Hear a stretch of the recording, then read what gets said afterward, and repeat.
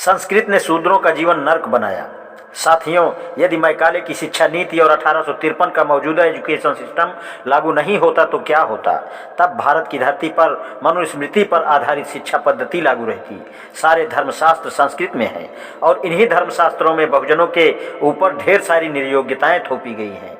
आज भी ये सब लागू रहता, हम अनपढ़ और अनाथ रहते, जूठन पर जिंदा रहते, शरीर में चिता का भस्म लगाकर घूमते तथा मरे जानवरों की लाशें खाते और ढोते रहते।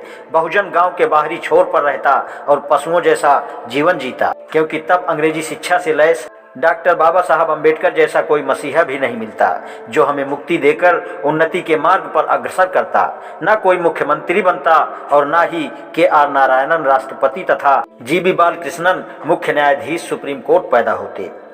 बहुजन सिर्फ और सिर्फ अछूत और दास बनकर पशुओं से बदतर जीवन जीता। मोको कहाँ ढूंढे बंदे, मैं तो तेरे पास में, ना मंदिर में ना मस्जिद में, मैं तो हूँ विश्वास में। संत कबीर जी। मनु का दंड विधान वर्णवाद पर आधारित। मनु ने न केवल बहुजनों को शिक्षा और संपत्ति के अधिकार से वंचित किया, बल्कि उनके लिए कठोर दंड विधान भी बनाया। मनु का दंड विधान जाति पर आधारित था। एक ही अपराध के लिए ब्राह्मण, क्षत्रिय, वैश्य तथा शूद्र के लिए अलग अलग दंड का प्रावधान था। ब्राह्मण को मृत्यु दंड से मुक्त रखा गया, भले ही वह कईयों की हत्या कर दे। मनु के अनुसार राजा ब्राह्मण का वध नहीं करेगा, चाहे उसने कितने ही भयंकर अपराध किए हों। इस पृथ्वी पर ब्राह्मण वध के समान कोई दूसरा पाप नहीं है, अतः राजा ब्राह्मण के वध का विचार मन में भी न लाए। मनुस्मृति 8:581 राजा आर्थिक दंड की राशि ब्राह्मण को दे। मनुस्मृति 8:336 कोई शूद्र ब्राह्मणी स्त्री के साथ व्यभिचार करे तो उसका लिंग कटवाकर राजा सारी संपत्ति ले ले।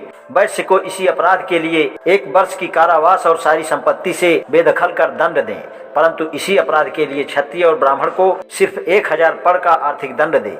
मनुस्मृति 8:374-383 ब्राह्मण की संपत्ति राजा कभी न ले। मनुस्मृति 9:189 शूद्र ऊंचे वर्ण की आजीविका कभी न अपनावे, ऐसा करने पर राजा उसकी संपत्ति दान कर उसे देश से निष्कासित कर दे। मनुस्मृति 10:96 अगर कोई शूद्र अहंकार बस ब्राह्मण को उपदेश दे तो राजा उसके मुंह और कान में खौलता तेल डलवाए। मनुस्मृति 8:272 शूद्र यदि ब्राह्मण की निंदा करे, कठोर वचन कहे तो उसकी जिह्वा काटकर फेंक देनी चाहिए, क्योंकि वह जन्म से ही नीच है। मनु का उपरोक्त दंड विधान क्रूरतम और दिल दहला देने वाला है। यदि मैकाले आईपीसी लागू नहीं करता तो मनु विधान प्रत्यक्ष रूप से आज भी लागू रहता, तब हमारी स्थिति कैसी होती, यह लिखने की आवश्यकता नहीं है। आज इतना ही, शेष कल। धन्यवाद।